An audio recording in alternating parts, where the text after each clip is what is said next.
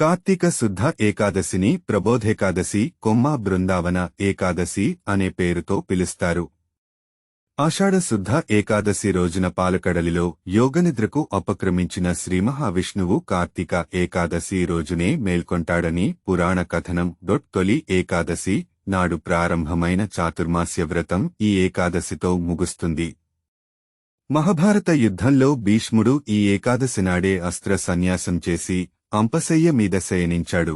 ఈ రోజున ఉపవాసం ఉండి విష్ణువును పూజించి రాత్రి జాగరణ చేయాలి. మర్నాడు ద్వాదశి ఘడియలు ఉండగానే విష్ణు పూజ చేసి పారణ చేసి వ్రతాన్ని ముగించాలి. ఈరోజు ఉపవాసం ఉన్నవారికి ధాన్యం, సంపదలు, ఉన్నత స్థానంతో పాటు పాప పరిహారం జరుగుతుంది. పుణ్యక్షేత్ర దర్శనాలు, యజ్ఞయాగాలు, వేదం చదవడం వల్ల కలిగిన పుణ్యానికి కోటి రెట్ల ఫలం ఈ ఏకాదశి ఉపవాస వ్రతం చేసిన వారికి లభిస్తుందని బ్రహ్మదేవుడు నారద మహర్షితో అన్నారు.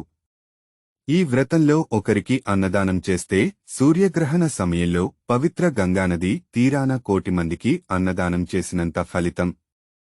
వస్త్రదానం, పండ్లు, దక్షిణతో కూడిన తాంబూలాన్ని పండితులకు ఇస్తే ఈ లోకంలోనే గాక మరణానంతరం పరలోకంలో కూడా సర్వసుఖాలు లభిస్తాయి.